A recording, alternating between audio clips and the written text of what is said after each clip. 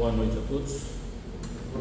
Que Deus, nosso Pai, Jesus, nosso guia e modelo e a espiritualidade maior que nos envolve nesse instante, trazendo a todos nós paz, equilíbrio e serenidade, possa continuar derramando sua luz sobre nós, encarnados e desencarnados aqui presentes, para que ao retorno aos nossos lares possamos levar essas energias balsâmicas que nos traz tanto equilíbrio, que nos traz tanta harmonia. Rogando ainda de Nossa Mãe Maria, juntamente com os legionários do bem nesse instante, que possa visitar a todos os nossos irmãos suicidas, onde quer que se encontrem, levando até eles as nossas vibrações de amor, de carinho, de ternura, que eles se sintam fortalecidos e reenergizados para os embates que ainda estão por vir e que em breve possam estar juntos de nós novamente. O tema escolhido para nós dialogarmos na noite de hoje, o Cristo Consolador, do capítulo 5 do capítulo 6 do Evangelho segundo o Espiritismo. Kardec, nesse primeiro bloco do Evangelho, ele nos fala sobre os princípios doutrinários e culmina nesse capítulo 6 nos falando do Cristo Consolador. E ele inicia: se me amais, guardais os meus mandamentos, e eu rogarei a meu Pai, e ele vos dará outro Consolador, para que fique eternamente convosco, o Espírito de verdade, a quem o mundo não pode receber, porque não vê nem o conhece, mas vós o conhecereis, porque ele ficará convosco e estará em vós. Mas o Consolador, que é o Espírito Santo, a quem o meu Pai enviará em meu nome, vos ensinará todas as coisas e vos fará lembrar de tudo o que vos tenho dito. João 14, 15, 17 e 26. Então o próprio Cristo já nos dizia há mais de 2000 anos que nos enviaria o Cristo Consolador. E há 168 anos atrás nos enviou essa doutrina consoladora, que é a doutrina espírita, que vem os nossos irmãos da pátria espiritual nos ensinar tudo aquilo que nós necessitamos aprender para que sejamos felizes, e vem nos mostrar também as consequências dos nossos equívocos, nos tornando infelizes na pátria espiritual, porque de acordo com a lei de causa e efeito, de acordo com a lei de ação e reação, a lei do plantio, nós iremos colher exatamente aquilo que houvermos plantado aqui neste plano.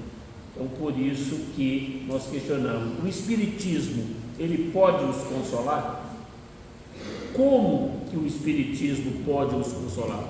Exatamente através do ensino dos Espíritos, mostrando o porquê aqui estamos, mostrando para onde nós vamos, o motivo dos nossos sofrimentos, das nossas angústias, mostrando que os bens que nós devemos cultivar são os bens espirituais, que vão nos trazer paz, serenidade e equilíbrio quando nos depararmos na pátria espiritual, pois o nosso céu e o nosso inferno será a nossa consciência cobrando-nos tudo aquilo que nós houvermos feito aqui no plano da carne.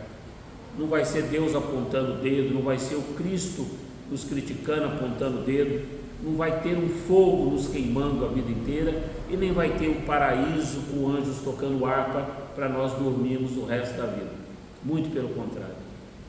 O esforço continua, o trabalho continua, o nosso trabalho de burilamento, de evolução, de crescimento moral e espiritual continua mesmo na pátria espiritual. Então, essa é a forma como o Espiritismo pode nos consolar e pode nos esclarecer, através do ensino da espiritualidade maior. Então, eu entendi porque Deus é luz, é porque com Deus enxergamos melhor as coisas. E realmente, tanto é que Kardec, quando indaga da espiritualidade maior, onde é que está escrito as leis de Deus, os espíritos foram unânimes em responder: encontram-se escritos em nossa consciência. Então é a nossa consciência que vai nos dizer aquilo que nós tivermos feito de certo e de errado. Então a simplicidade e o amor são fundamentais para que trilhemos a luminosa estrada para a libertação de nós mesmos. Somente assim poderemos nos conectar com o nosso eu divino, lembrando que o caminho para Deus é interior. Joana de Ângeles nos fala isso com toda clareza através de Divaldo Pereira Franco, dizendo que nós nascemos para brilhar, nós somos lucigênios, nós somos luz, mas tudo vai depender de nós, e para que nós possamos nos sintonizar realmente com o Pai, é através da simplicidade, é através do amor, e através da simplicidade, através do amor, nós vamos praticar a lei de amor, justiça e caridade. Nós vamos exercitar todo o aprendizado que o Cristo nos deixou, e estando em sintonia com Ele, nós vamos trazer para junto de nós espíritos de luz a nos intuir cada vez mais, a nos auxiliar e a nos proteger. Então, qual é o papel de Jesus na consolação dos aflitos? Onde está escrita a lei de Deus? Acabei de falar. Está escrito na nossa consciência. Desde que o homem traz na consciência a lei de Deus, que necessidade haveria, tem, de que lhe revelem os Espíritos? É exatamente porque nós a esquecemos, e vem nos lembrar de que é na nossa consciência. Por isso a necessidade, por isso que nós dissemos no início que a doutrina espírita nos consola. Ela é o bálsamo que nos traz paz, nos traz equilíbrio, serenidade, porque nós passamos a compreender do porquê que nós estamos aqui, o porquê dos nossos sofrimentos, das nossas angústias. Se as mazelas pelas quais passamos, as dores, as vicissitudes que estamos passando, não é desta presente encarnação, se nós temos feito tudo de certo, tudo de bom, só o amor, temos plantado só benevolência, indulgência, perdão, temos auxiliado a todos os instantes, e mesmo assim problemas nos ocorrem, então nós podemos ter certeza que é consequência das vidas passadas, daquilo que nós plantamos em outras épocas, das traições, espoliar, queimar, fomos nós na vida passada. Por isso que nós precisamos esquecer o nosso passado, libertando-nos o mais urgente possível, para que a gente possa continuar conduzindo a nossa vida.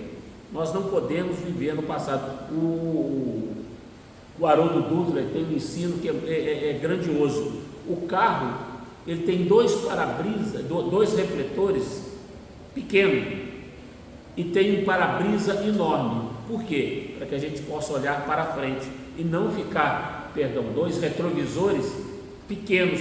Não é para a gente ficar olhando para trás o tempo todo. A gente só olha para trás para a gente ver os equívocos que nós cometemos e não os cometamos mais. E o para-brisa é enorme para a gente olhar na direção da frente, para que a gente possa crescer, para que a gente possa trilhar outros caminhos. Então o ser humano se liga através de Jesus para que nós possamos realmente exercitar todas as leis de Deus. O próprio Cristo nos disse: eu sou o caminho, a verdade e a vida, ninguém vai ao Pai senão por mim. Então Cristo nos deu as diretrizes, Ele nos ensinou como fazer, não só falou, Ele veio, exemplificou, sofreu, padeceu, morreu pelos nossos pecados, pelos nossos erros, sem ter cometido qualquer coisa que o desabonasse.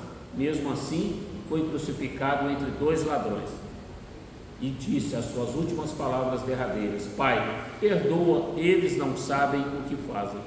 E nós ainda não aprendemos a perdoar. Então no Evangelho de Mateus está registrado esse doce chamado que ele nos faz: vinde a mim todos os que andam em sofrimento e vos achais carregados, e eu vos aliviarei. A quem Jesus está se referindo quando fala: vinde a mim todos os aflitos e sobrecarregados?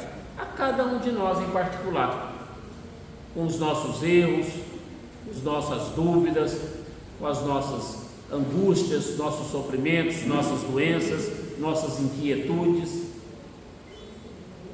Quem aqui não passa por aflição? Quem aqui não está sobrecarregado?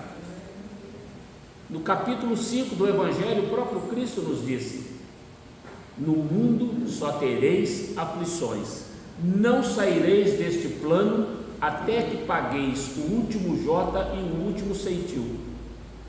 E Kardec nos ensina isso. Nós estamos aqui neste plano que é ao mesmo tempo uma escola, uma oficina, um hospital e um presídio. Um presídio porque estamos presos aqui nessa veste carnal que nos serve nessa presente encarnação para que a gente passe pelas provas e pelas expiações. Provas, testes, obstáculos para o nosso crescimento. E expiações são as dívidas que nós estamos pagando, que nós contraímos nas vidas passadas. Então nós vamos ainda crescer. Então aflitos e carregados somos todos nós. Mas ele disse: vinde a mim todos os aflitos e sobrecarregados, que eu vos aliviarei. Ele não prometeu cura para ninguém, prometeu alívio,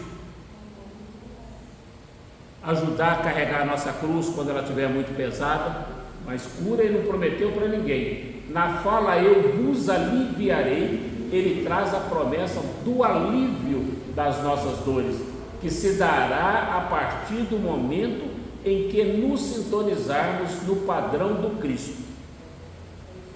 Ele promete alívio, mas impõe uma condição. Qual condição? Nos sintonizarmos no padrão do Cristo. E qual que é o padrão do Cristo? Benevolência, indulgência, perdão das ofensas, humildade, extirpar o orgulho, o egoísmo, a avareza, a maledicência, a inveja, que ainda emperram o nosso crescimento moral, o nosso crescimento espiritual. Então, todas as vezes que nós nos ligamos, nós nos sintonizamos a Jesus, aos seus ensinamentos, que ele mesmo nos disse: ninguém vai ao Pai senão por mim, nós atraímos para juntos de nós esses espíritos de luz que vão nos guiando, nos intuindo, nos mostrando o caminho a seguir.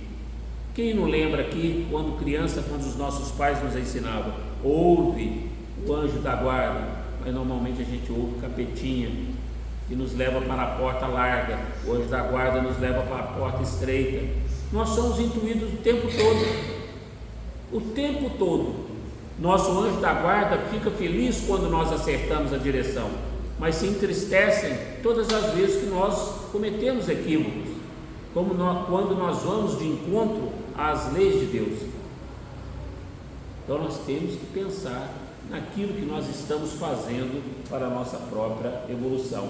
E prossegue no seu ensinamento: tomai sobre vós o meu jugo e aprendei comigo, que sou brando e humilde de coração, e achareis repouso para vossas almas, pois é suave o meu jugo e leve o meu fardo. O que é jugo? Jugo, principalmente antigamente, era aquela canga, aquele pedaço de madeira que se colocava no pescoço do gado ou dos cavalos para puxar as carroças.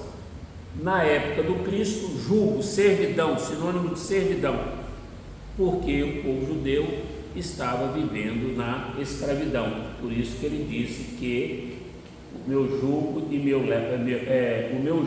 é leve pois é suave o meu jugo e leve o meu fardo. Basta que nós nos sintonizemos com ele. Meu jugo é suave e o meu fardo é leve. Coloca uma condição à sua assistência e à felicidade que promete aos aflitos. Essa sintonia sempre com o mais alto. Porque muitas das vezes nós estamos com os nossos pensamentos voltados para a mágoa, ressentimento, ódio, desejo de vingança, pensamentos negativos de toda ordem. E nós precisamos elevar os nossos pensamentos. Nós precisamos, desde o primeiro momento, quando abrimos os olhos, fazer como Paulo de Tarso nos ensina: regozijai-vos sempre, orai sem cessar, e em tudo dai graças, porque esta é a vontade de Deus em Cristo para convosco. São 3 imperativos que devem nortear a nossa vida: louvar a Deus a todo instante, orar sem cessar orando, as coisas já estão difíceis, imagina se a gente não orar. E agradecer, que muitas das vezes a gente esquece de agradecer. Mesmo diante das dificuldades, nós temos que agradecer, porque se a gente olhar para trás, tem gente passando por dificuldades muito maiores, tormentas muito maiores que talvez nós não aguentaríamos. Por isso nós não devemos ficar olhando para os retrovisores, para aquilo que nós fomos no passado, para que a gente não sofra ainda mais. O Cristo disse: bem-aventurados os aflitos, pois serão consolados. Mas como se achar feliz por sofrer, se não se sabe por que se sofre? Mas é aquilo que nós falamos. Nós, como espíritas, sabemos que existem os princípios que norteiam a doutrina espírita. Primeiro, a existência de Deus, todos nós acreditamos. Segundo, na imortalidade do espírito. Nós somos espíritos imortais. Não sabemos em qual reencarnação nós estamos, 100, 200, não sabemos, mas já vivemos inúmeras existências. Nós estamos no nosso melhor estágio evolutivo e ainda pensamos em maldade, ainda pensamos em vingança, guardamos ódio. Imagina o que nós não fomos no passado. Nós estamos no nosso melhor estágio evolutivo. Estamos indo devagar devido a nós mesmos. Se nós acelerarmos o processo, praticarmos tudo aquilo que o Cristo nos ensinou, nós vamos acelerar o nosso passo. Então, os nossos sofrimentos são em virtude disso, daquilo que nós fizemos no passado. Jesus é o Consolador, não porque Ele vem tirar a dor, como nós dissemos, mas Ele vem para trazer alívio. Ele veio consolar-nos dizendo: não se desespere, essa dor vai te regenerar. Quantas vezes o Chico nos disse isso? A dor nos chama de volta aos trilhos. Quando está tudo bem, maravilhoso, nossa conta bancária está bonita, nossa saúde está perfeita, nossa família está tudo correndo bem, nós estaríamos aqui agora? Estaríamos em casa tomando uma sopa quentinha, comendo uma pipoca. Então a dor nos traz de volta ao trilho. A grande maioria, eu sempre falo isso nas minhas explanações, quando há essa oportunidade, nós comparecemos nas casas religiosas levados pela dor, não foi pelo amor.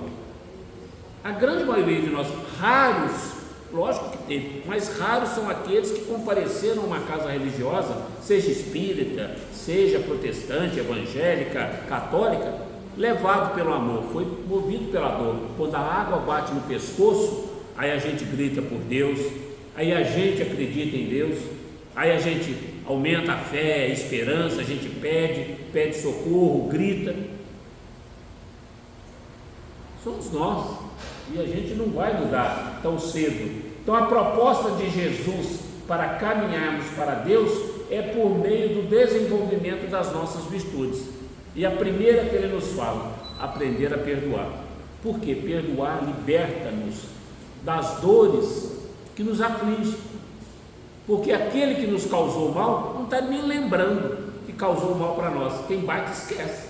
E aí a gente, quando fala no nome daquela pessoa que nos causou mal, dá taquicardia, a gente até treme de raiva, infarta.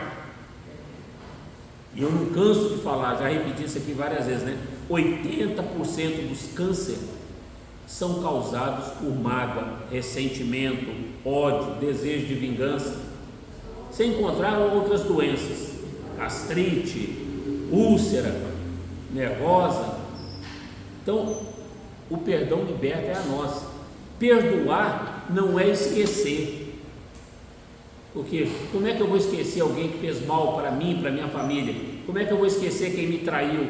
Como é que eu vou esquecer quem me espoliou, tirou tudo que eu tinha? Mas é não guardar ressentimento, de mágoa, de vingança. Isso é libertar. Perdoar não é ter à nossa mesa aquele que nos causou mal. Como que eu vou tratar com o mesmo carinho aos amigos e aquele que me fez mal? Não é isso. E não é esquecer, só se nós tivermos amnésia ou Alzheimer para esquecer quem nos fez mal. Mas é lembrar daquele fato e aquilo não nos causar nenhum dissabor. André Luiz nos fala no livro Evolução em Dois Mundos que no começo, para perdoar, nós vamos perdoar chorando, como uma espinha de peixe atravessada na garganta, engasgado. Depois vai ser mais espontâneo e depois vai nos tornar um hábito. E o Raul Teixeira, nessa mesma esteira, o Raul Teixeira nos fala que no primeiro momento é nós não vingarmos. Então nós não vamos vingar, pronto, passou. No segundo momento, lógico, demanda tempo, nós não vamos tocar mais naquele assunto, não vamos falar. E em último estágio, nós não vamos pensar mais naquilo. Então é da mesma forma que o André Luiz fala, primeiro é engasgado, você quer revidar, você quer vingar, mas não vai fazer. No segundo, você não vai falar, vai nos tornar espontâneo. E por último, nós não vamos pensar naquilo mais. E vai chegar um tempo em que nós vamos ter condições de rezar pelo menos um Pai Nosso, uma Ave Maria, para aquele que nos causou mal.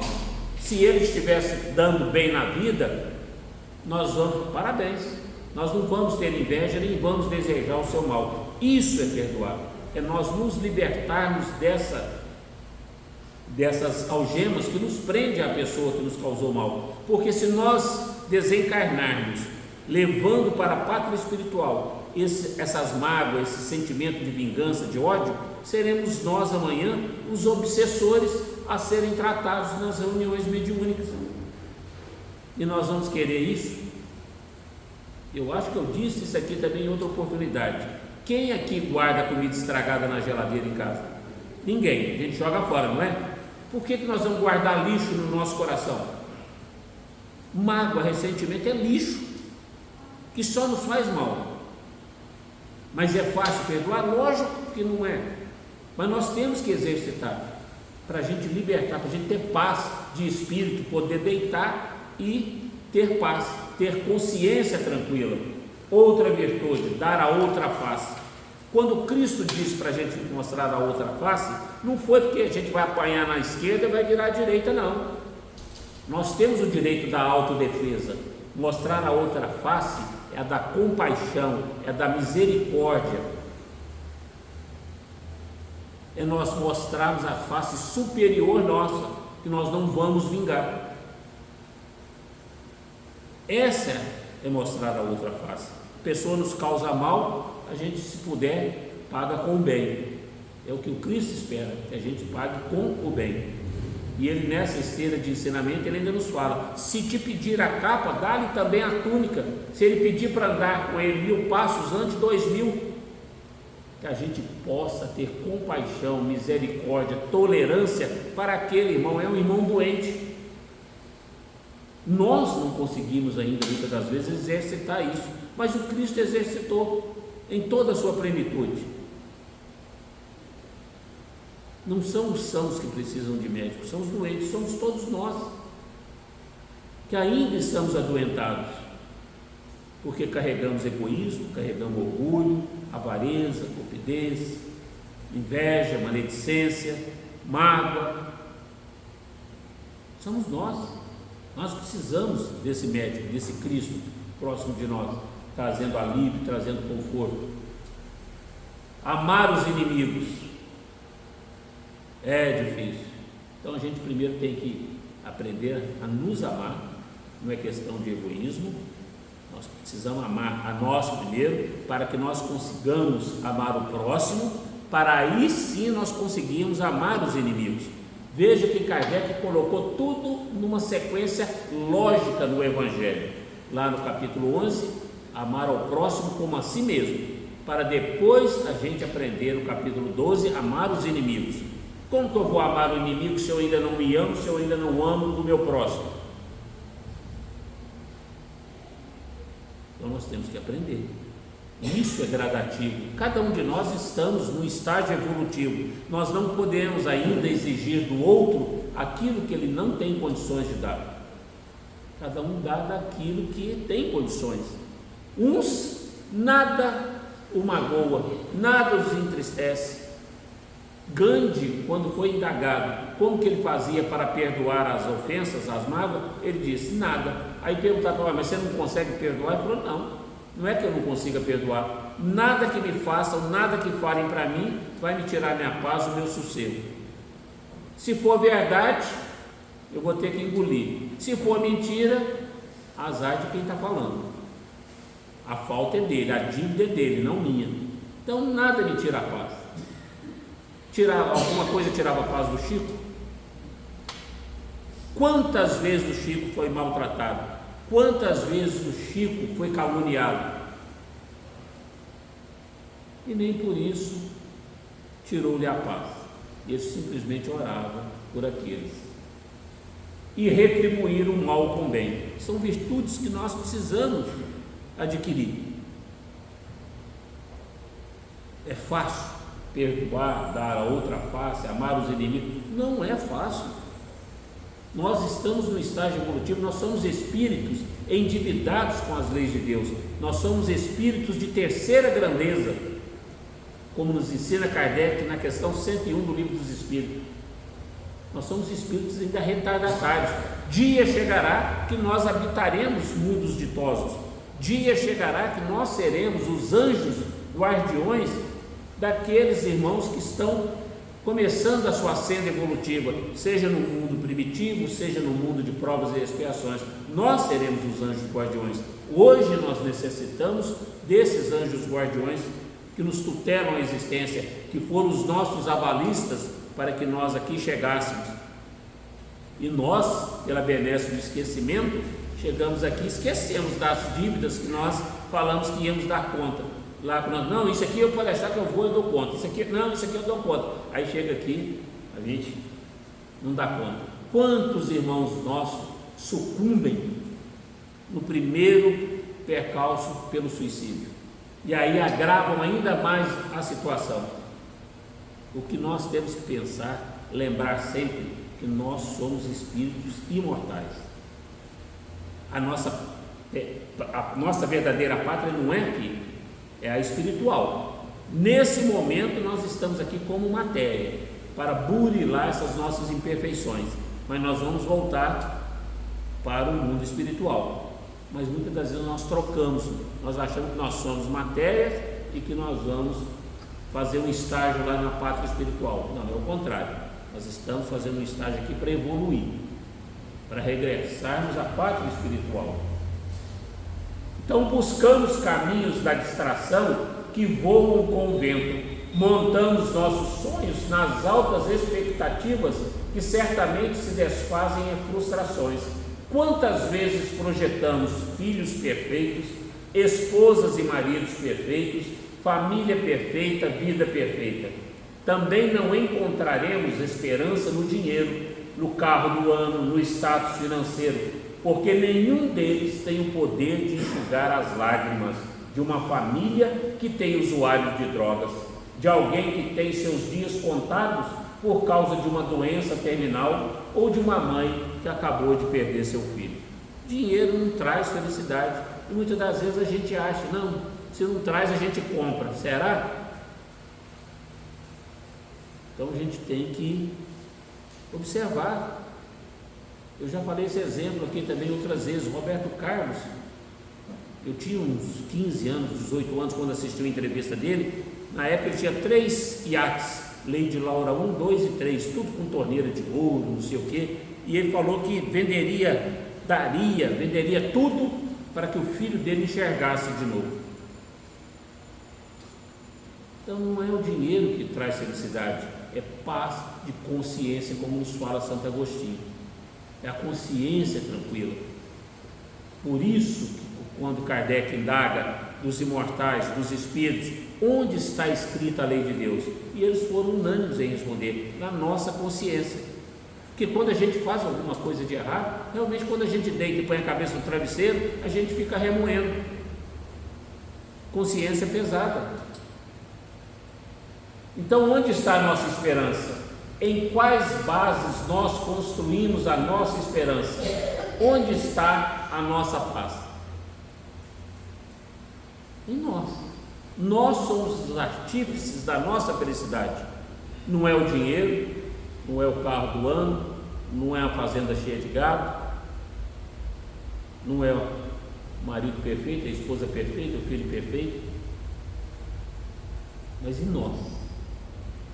Então a dor não tem o papel de punição, não tem o papel de responsabilizar, tem o papel de educar, trazer-nos de volta aos trilhos, como eu disse. E aí nós temos a dor evolução, que vem de fora para dentro, para nos fortalecer, a dor expiação, que é pagamento de dívida, que nós contraímos nas vidas passadas, e a dor auxílio, que é aquela que nos alcança quando nós já estamos mais próximos do desencarne, para quebrar o nosso orgulho, a nossa vaidade e testar a nossa paciência e o nosso amor a Deus. Se nós não vamos blasfemar, nós fizemos tudo certinho na vida, tudo, e aí no final da vida vem uma doença e nos alcança. Será que nós vamos blasfemar? Pô, meu Deus, fiz tudo certo, agora me manda uma doença dessa? Ué, tá tudo errado. Aí é para testar exatamente a nossa paciência. Divaldo fez tudo certo na vida inteira, auxiliou quantos, criou quantos filhos, e aí com 98 anos de idade, passando por um câncer de bexiga, a dor auxílio, para testar a sua fé em Deus, a sua humildade. Falar, não, está certo, eu precisava. O Chico, com 21 anos, já estava cego de um olho, passou por angina, catarata, gastrite, úlcera, passou por tudo. E nós temos uma dorzinha na unha, a gente já reclama. Fizemos bobagem a vida inteira. Aí levanta às 7 horas da manhã, pede para Deus a cura. E se ela não vier até meio-dia, a gente já está revoltado. Bonito nós, né? Não dá para ter paciência, não dá para esperar. Espera mais uns dias, aí. Entre em sintonia com o Pai. Calma, vamos ver se você merece. Deus não faz barganha com ninguém. Não adianta fazer promessa. Não adianta carregar uma cruz, não adianta entrar de joelho na igreja da medalha, não adianta. Não adianta ir daqui a Aparecida do Norte a pé, Romaria, só se for merecimento. Se nós tivermos merecimento, nós pode ser que alcancemos a graça que nós estamos buscando, mas não é porque barganha, me faz isso que eu vou fazer aquilo, não é por isso, é merecimento. E o Chico dizia, sofres, espera e confia, não te furtes de lembrar que somente a dor do mundo nos pode regenerar. É só dor, porque se estivesse tudo bem, como eu disse, nós estaríamos em casa agora comendo uma pipoca, tomando uma sopa quentinha, vendo uma TV, uma série. Então, perante toda a situação da vida em que você esteja necessitando de um braço ou de um abraço que agasalhe o seu coração, busque Jesus. Jesus Cristo é aquele amigo que sempre espera a nossa decisão de buscá-lo, de ir até Ele, abrindo mão de tudo o que nos agrilhoa no mundo, a fim de nos aconchegarmos em seus braços. Ele nunca nos indagará porque demoramos tanto. Esse dia da busca é também o dia da maturidade nossa e da aceitação do Senhor. Já sabemos o caminho, só nos resta seguir. E Ele não vai te perguntar, igualzinho eu disse aqui. Se a gente não vem pelo amor, vem pela dor. A grande maioria de nós viemos pela dor, já um pouco cansado de apanhar na vida, uns com 30, 40, 50, 60, 70 anos, 80, mas Jesus nunca vai perguntar por que demoramos tanto. Somos os filhos pródigos retornando à casa do Pai, cansados de apanhar, aí a gente, misericórdia, me põe no colo. Somos nós, mas nós precisamos dar um jeito de mudar. Nós precisamos entrar em sintonia com Cristo.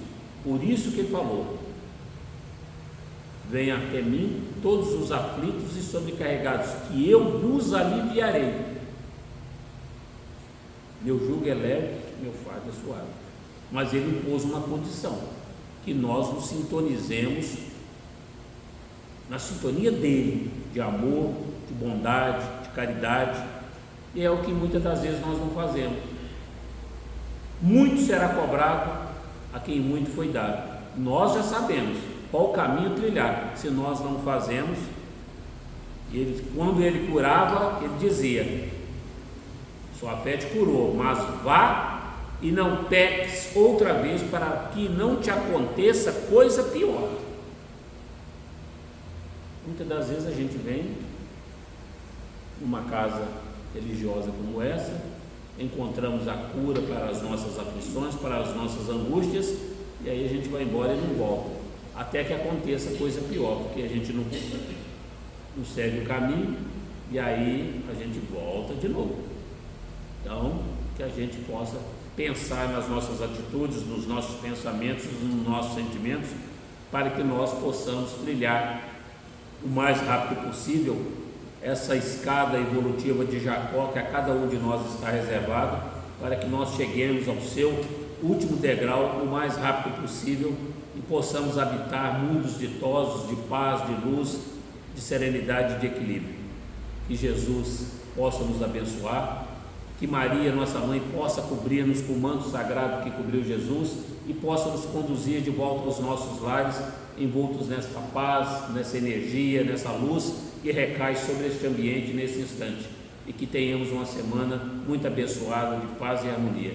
Gratidão.